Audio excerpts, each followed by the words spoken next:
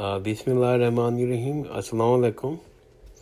الحمدللہ ہم آج بھی پروفیسر سید محمد سلیم رحمۃ اللہ علیہ کی کتاب مسلمان خواتین کی دینی اور علمی خدمات کا مطالعہ جاری رکھیں گے، اور الحمدللہ آج اس سلسلے میں ہماری 14ویں نشست ہے، اور ابھی تک ہم نے اس کتاب کے حرف آغاز اور خواتین کی حیثیت مختلف مذاہب میں باب اول اور باب دوم کا مطالعہ مکمل کر لیا ہے، اور باب سوم کا مطالعہ کر رہے ہیں، اور ہم جو مطالعہ کر رہے ہیں جس باب کا وہ ہے مدارس قائم کرنے والی خواتین۔ مدرسہ سہولتیہ۔ جنگ آزادی 1857 کے بعد مولوی رحمت اللہ کیانوی ہجرت کر کے حجاز چلے گئے۔ انہوں نے دینی تعلیم کے لیے ایک مدرسہ قائم کرنے کا ارادہ کیا۔ اس سال ٹیپو سلطان کی خاندان کی ایک پرہیزگار خاتون سہولت النساء بیگم کلکتہ سے حج کرنے کے لیے مکہ میں آئی ہوئی تھیں۔ ان کے سامنے جب مدرسے کی تجویز پیش کی گئی تو اس فراغ دست خاتون نے 30,000 روپے کی خطی رقم مولانا رحمت اللہ صاحب کی خدمت میں پیش کر دی۔ مولانا صاحب نے خوش ہو کر اس مدرسے کا نام مدرسہ سہولتیہ رکھ دیا۔ یہ مدرسہ آج بھی قائم ہے۔ بیگم نواب بہاولپور۔ ندوۃ العلماء لکھنؤ کی تعمیر میں سب سے بڑی رقم یعنی کہ 50,000 روپے نواب بہاولپور کی بیگم نے عطا کیے تھے۔ سغرا ٹرسٹ حیدرآباد۔ حیدرآباد دکن کی مشہور فاضل اور مضمون نگار خاتون سغرا ہمایوں مرزا نے 4 لاکھ روپے سے ایک عالی شان مدرسہ معاد دیگر ضروری آسائش ایک جائیداد اس کے لیے وقف کی۔ انہوں نے ایک زنانہ مدرسہ بھی قائم کیا تھا۔ سغرا ٹرسٹ بہار۔ مسلمان خواتین سغرا نے 25 لاکھ روپے کی قیمتی جائیداد تعلیم کے لیے وقف کی۔ مولوی اسماعیل رمضان پوری اس کے مینیجر تھے۔ اس اسلامی تعلیم کا مدرسہ عزیزیہ پٹنہ بہار میں قائم ہوا۔ حکومت بہار نے نہ صرف اس مدرسے کو تسلیم کیا بلکہ جامعہ عزیزیہ کے نصاب کے تحت صوبے بھر میں دوسرے مدارس بھی کھول دیے، جس میں پرائمری، ثانوی اور انٹرمیڈیٹ کالج کی 3 اقسام کی درگاہیں تھیں، جن میں پرائمری، ثانوی، انٹرمیڈیٹ کالج کی 3 اقسام کی درسگاہیں تھیں۔ پورے صوبے میں سید عبدالعزیز سابق صدر عدالت امور مذہبی سرکار آصفہ حیدرآباد جب حکومت بہار کے وزیر تعلیم تھے، انہوں نے جامعہ عربی کا ایک نصاب بنوایا تھا، جس کے ممبر سید سلمان ندوی اور مولانا سید مناظر حسن گیلانی اور دوسرے علماء تھے۔ رفاعی ادارے قائم کرنے والی خواتین۔ نہر زرقا۔ عہد بنی امیہ میں مدینہ منورہ کا والی مروان بن حاکم تھا۔ اس نے قبا کی پہاڑیوں سے یہ نہر نکالی تھی۔ وہاں چشمہ تھا۔ اس کی ماں کا نام زرقا تھا، اس لیے اس نہر کا نام نہر زرقا پڑ گیا۔ یہ نہر کاریز کے نمونے پر ڈھکی ہوئی تھی۔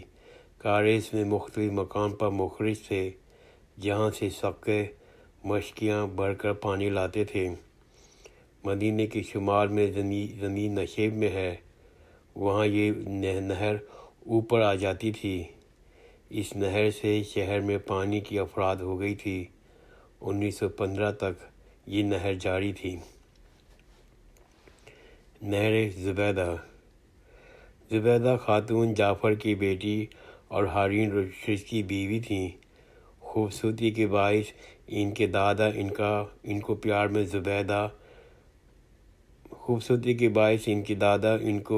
زبیدہ مکھن کہتے تھے۔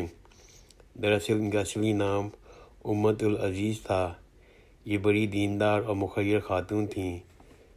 شیخ سعدی لکھتے ہیں ان کے بارے میں: نہ مثل زبیدہ است ہر بیوہ۔ 208 ہجری میں حج پر گئی تھیں۔ وہاں انہوں نے حاجیوں کی تکالیف کو دیکھا، پھر مقدور بھر ان کے تکالیف دور کرنے میں لگی رہیں۔ عراق سے مکے تک راستہ درست کرایا، جگہ جگہ پانی کی کنویں کھدوائے، ریگستان میں رہنمائی کے لیے طویل دیوار قائم کرائی۔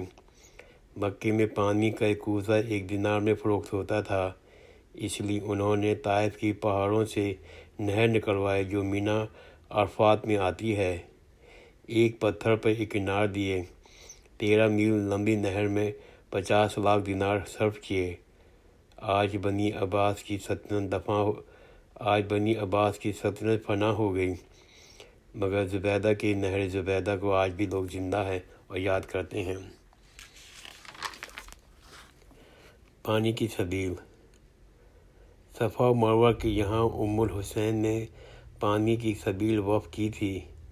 اس کے علاوہ بھی پانی کی سبیلیں دوسری خواتین نے بنوائی ہیں، مثلاً ملک الناصر کی بہن الست کی سبیل، زینت بنت قاضی شہاب الدین کی سبیل، خلیفہ مقتدی عباسی کی والدہ نے بھی یہاں سبیل بنوائی تھی۔ تالاب۔ ایک تالاب کو نور جہاں بیگم جہانگیر بادشاہ نے تعمیر کرایا تھا۔ یہ تالاب تحصیل اعتماد پور ضلع آگرہ میں واقع ہے۔ تالاب پختہ اور مضبوط تھا۔ طہارت خانہ۔ حجاج الاکرام کی آمد کی وجہ سے مکہ مکرمہ میں رفع حاجت کے لیے بیت الخلاء کی ضرورت بڑھ گئی تھی، اس لیے ام سلیمان صوفیہ نے محلہ سوق اللیل میں خاص طور پر عورتوں کے لیے طہارت خانہ تعمیر کرایا تھا۔ کارواں سرائے نور محل۔ پنجاب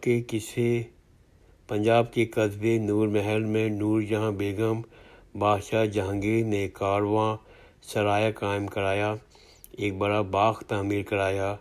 یہ سن 15 جلوس جہانگیر کا واقعہ ہے۔ کارواں سرائے دہلی۔ یہ ایک عالیشان کارواں سرائے تھی جس کو جہاں بیگم دختر شاہجہاں بادشاہ نے بنوایا۔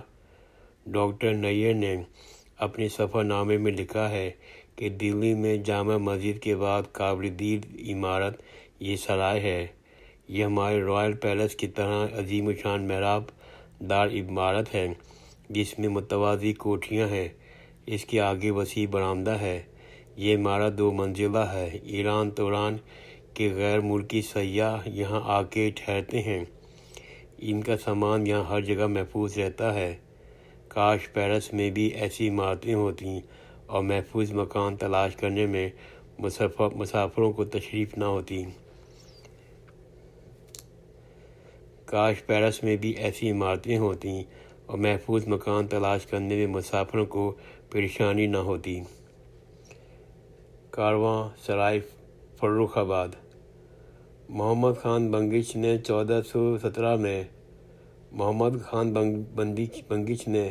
1714 میں شہر فروخ آباد آباد کیا۔ اس موقع پر نواب کی بیگم نے موئے دروازے کے قریب ایک شاندار سرائے مسافرانوں کے لیے تعمیر کرائی۔ خواتین کا اسپتال۔ سلطان صلاح الدین ایوبی نے قاہرہ میں مارستان اسپتال قائم کیا تھا۔ اس میں ایک خاص حصہ خاص طور پر عورتوں کے لیے تعمیر کیا، جہاں صرف خواتین کا علاج ہوتا تھا۔ مریضوں کی خدمت اور نگربانی کے لیے عورتیں مامور تھیں۔ یہ دنیا کا پہلا زنانہ اسپتال تھا۔ خواتین کا شہر۔ مورخ فرشتہ بیان کرتا ہے، سلطان غیاث الدین خلجی 797 ہجری کا دارالحکومت شادی آباد کورمانڈو مالوا تھا۔ اس بادشاہ کو عورتوں کی حالت بہتر بنانے سے بہت دلچسپی تھی۔ اس نے عورتوں کا جداگانہ شہر آباد کیا جس میں تمام کام عورتیں انجام دیتی تھیں۔ محل سرا میں عورتوں کا جدا دربار لگتا تھا۔ تمام سرکاری مناصب عورتیں پر کرتی تھیں۔ وہ تمام کام جو مرد باہر انجام دیتے تھے وہ خواتین اندر انجام دیتی تھیں، جیسے امیر امرائی، وزارت، وکالت، سرمایہ داری، خزانہ داری۔ دنیا میں جو بھی علوم ہیں، جو ہنر ہیں، ان سب کی تعلیم اس نے اپنی کنیزوں کو دلوائی تھیں۔ دینی علوم سے حافظات، قاریات، ان کی تعداد بقول فرشتہ 1000 تھیں۔ ارباب طرب میں رقاصہ، قوال، سازندے اور مزار میر ساز، ہنر میں زرگاری، آہنگری، مخمل، باقی، جامہ بانی، خیاطی، کفزوری، نجاری، کوزہ گری، رزمیہ ہنر میں تیر گری، کمان گری، ترکش سازی، کشتی گیری، شعبدہ بازی۔ اس نے 500 کنیزوں کو ترکوں کا لباس پہنایا، تیر اندازی اور نیزہ بازی کی ان کو تعلیم دی، ان کو ترک سپاہ کا نام دیا۔ اس فوج کا مقام مہمنہ پہ تھا۔ 500 حبشن کنیزیں تیر و تبر سے آراستہ زنانہ لباس میں ملوث رہتیں۔ ان کو تفنگ اندازی، شمشیر بازی کی تربیت دی گئی۔ ان کا نام میسرا پہ تھا۔ غرض یہ یہاں ہر قسم کا انتظام خواتین کے ہاتھ میں تھا۔ خدمت خلق کرنے والی خواتین۔ مہربانو باقر علی بلہوری کی بیٹی تھیں، بریلی میں گھر تھا۔ 1857 کے بعد دولت افلاس میں تبدیل ہو گئی، مگر اس عورت نے صبر و شکر کے ساتھ وقت گزارا۔ وہ محلے کی بچیوں کو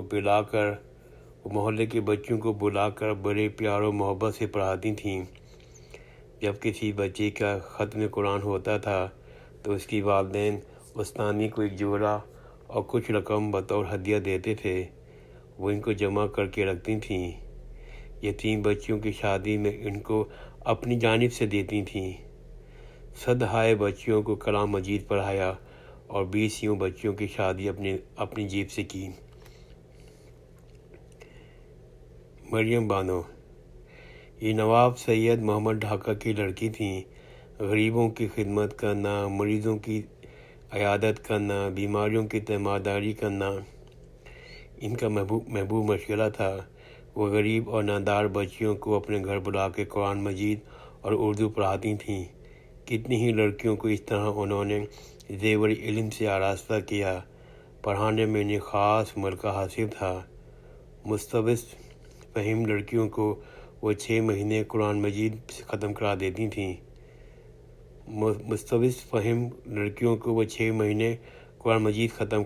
تھیں۔ تلفظ کی صحت پر بڑا زور دیتی تھیں۔ پھر ان لڑکیوں کو سینا، پرونا، کاڑنا سکھاتی تھیں۔ امور خانہ داری میں سلیقہ مند بناتی تھیں۔ ڈھونڈ کے یتیم اور نادار بچوں کو بلاتی تھیں، پھر ان کو پڑھاتی تھیں۔ تعلیم کے تمام مصارف خود اٹھاتی تھیں، جن میں کھانا، کپڑا، تیل، صابن، ان سب کی ذمہ داری مریم بانو پر تھی۔ پھر وہ ان لڑکیوں کو شادیاں کراتی تھیں۔ اس موقع پر وہ قرآن مجید اطلس کے جزدان میں بند کر کے اور قیمتی جوڑا بطور تحفہ لڑکی کو دیتی تھیں۔ یہ نیک دل خاتون کا ساری عمر یہی مشغلہ رہا۔ اچھی تربیت کرنے والی خواتین۔ اللہ تعالیٰ نے جس خاص کام کی صلاحیت عورت کے اندر فطراً و ودیت کی ہے وہ ہے تربیت اولاد۔ عورت یہ کام مرد سے 1000 درجہ بہتر طور پر انجام دیتی ہے۔ ایک پھوور عورت بھی بہترین استاد سے افضل ہوتی ہے۔ ایک استاد زیادہ سے زیادہ چند معلومات ایک بچے کو فراہم کر سکتا ہے، لیکن محبت، ایثار، شفقت، ہمدردی، قربانی کے جذبات جو در حقیقت انسانیت اور شرافت میں عبارت ہیں، وہ صرف عورت ہی اپنے بچے کو دے سکتی ہے۔ وہ صرف عورت ہی بچے کے اندر پرورش کرتی ہے۔ اسپتالوں میں اور ریاضی اطفال میں جو بچے پرورش پاتے ہیں وہ توانا اور تندرست ہو سکتے ہیں، وہ صاف ستھرے رہ سکتے ہیں، مگر شفقت و ہمدردی، ایثار و قربانی کی عواطف عالیہ سے یکسر بیگانہ ہوتے ہیں۔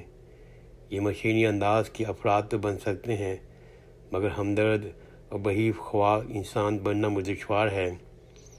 ایک شریف اور شفیق انسان ماں کی گود میں پل کر ہی جوان ہوتے ہیں۔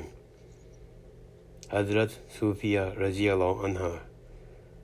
حضرت زبیر رضی اللہ عنہ کی والدہ حضرت صوفیہ رضی اللہ عنہا رسول اللہ صلی اللہ علیہ وآلہ وسلم کی پھوپھی تھیں۔ وہ بیٹے سے سختی سے کام لیتی تھیں۔ ایک دفعہ ان سے کسی نے کہا کیا بچے کو مار ڈالو گی؟ انہوں نے جواب دیا کہ نہیں، میں اسے بہادر، جفاکش، عقل مند بنانا چاہتی ہوں۔ حضرت اسماء رضی اللہ عنہا۔ حضرت زبیر رضی اللہ عنہ کی زوجہ حضرت اسماء رضی اللہ عنہ نے بھی اپنے بیٹے عبداللہ رضی اللہ عنہ کی خاص انداز سے تربیت کی۔ جنگ خندق کے موقع پر وہ 5 سال کے تھے۔ یہ سخت خطرناک جنگ تھی۔ مسلمان حالت دفاع میں تھے۔ حضرت اسماء نے اپنے بیٹے کو ایک اونچی ٹیلی پہ بٹھا دیتی تھیں تاکہ وہ جنگ سے مانوس ہو اور اس کا دل مضبوط ہو۔ میں آج کا مطالعہ یہاں ختم کرتا ہوں۔ انشاءاللہ ہم اس کتاب کا مطالعہ جاری رکھیں گے۔ جزاک اللہ خیر۔ خدا حافظ۔